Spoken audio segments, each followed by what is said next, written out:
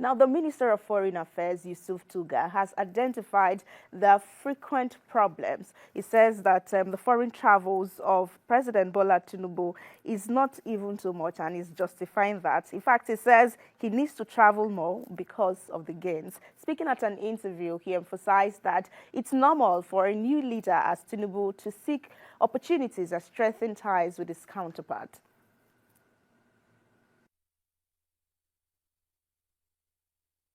The administration is new, the president is still new. He was sworn in 2023. It'll be 2 years in yes. The next 3-4 months. So in global terms, he's still a new president. He needs to interact with his colleagues, okay, fellow heads of state, to be able to establish relationships, and you can see the fruits of these trips.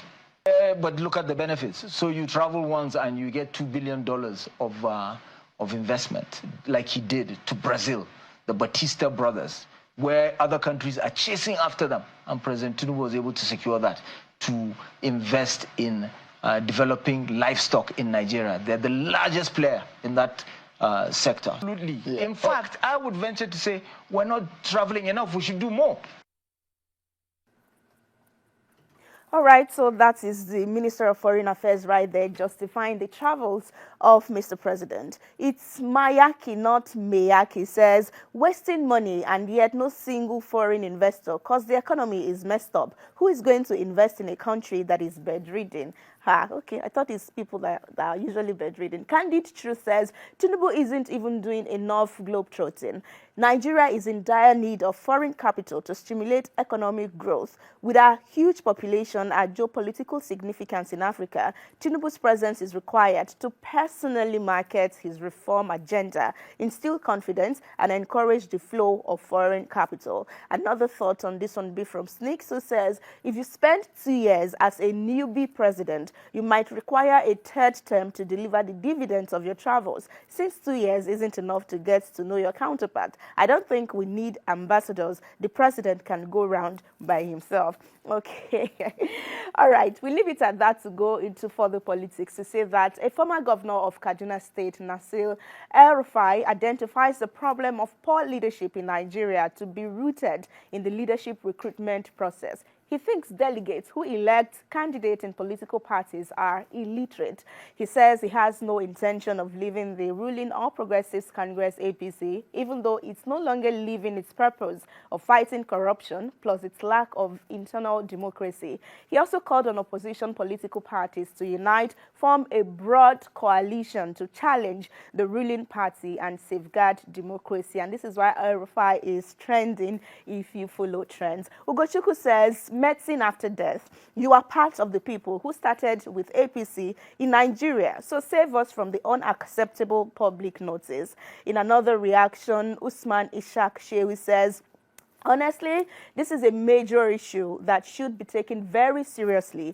Illiterates in leadership think they are the best people for the job because they believe the educated ones can't do terrible things for power. Respectfully, I have a question for you, Malam. If Malam gets the chance to become president, vice president, or hold any significant political role again, will he involve educated people in his administration? He's been there before now, like he's been a governor. Didn't he involve people? And then Daniel Bwala, in reaction to this, he says, my senior brother, if you were to be in the government and cabinet, would you have held and expressed the same position? History is replete with examples. It is a government you participated in its formation that you now want to unseat. Haba Malam. Well, he spoke in Hausa right there. And then now responding to Daniel Bwala is Ali Beshi, who says, Daniel Bwala, you once told us once brains stopped working once they joined APC and that Tinubu can't do anything positive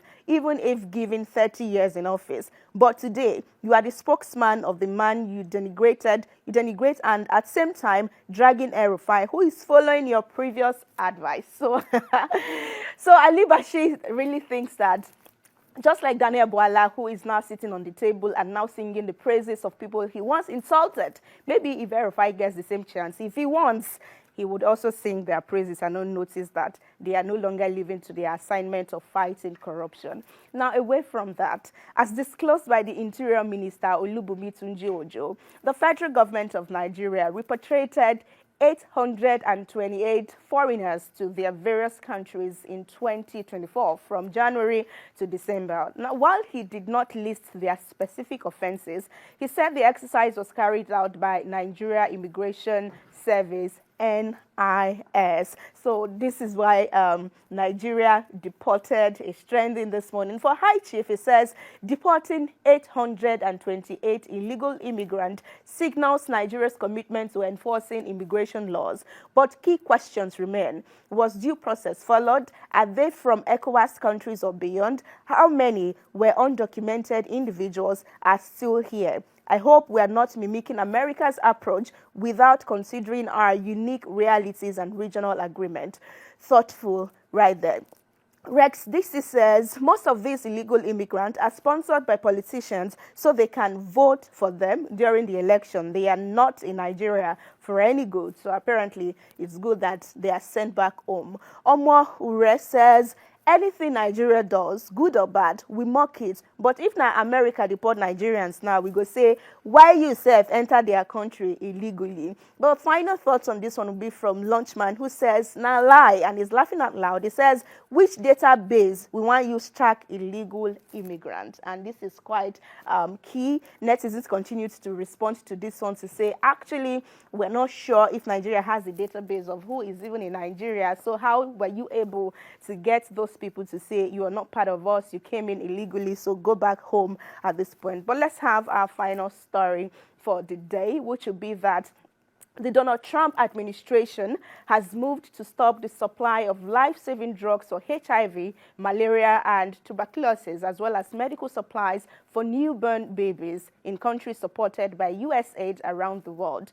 On Tuesday, contractors and partners who work with the United States Agency for International Development, which is USAID, began receiving such memos to stop work immediately. The move is part of a wider freeze on USAID and funding puts in place since Trump took office in January. Now, this decision has led to a 90-day halt in disbursement from the President Emergency Plan for Aid Relief, which is PEPFAR, PEPFAR, a U.S. initiative that provides HIV/AIDS treatment across Africa and other regions. Now, this move directly affects Nigeria and other developing countries. The U.S. insists that it is no longer going to blindly dole out money with no return for the American people. That is their stance, and that is what they are doing. How are Nigerians reacting to this since we're part of the countries that is being cut off right now? Akintunde says, I think this is much broader concept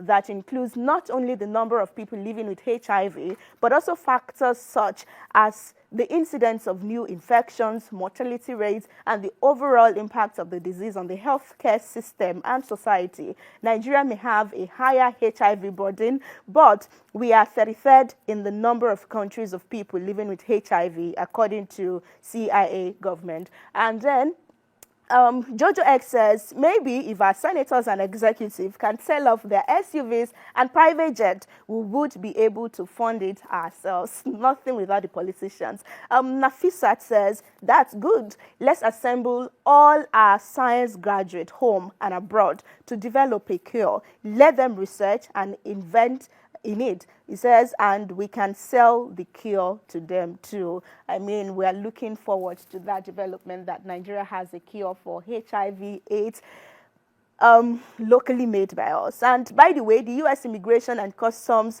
Enforcement, that's ICE, Enforcement and Removal Operation, has names of countries where people will be deported back home to. So Nigeria in this is expecting 3,690 Nigerians back home. And it says they are non-citizens on the ICE non-detained docket with final orders of removal by country of citizens. I mean, we're very far. We're not even close to Mexico, who is leading by 252,044 people of them who will be going back to them. Talking about deportation right there. So, is your friend there? Do you know anybody on the list of 3,690? you.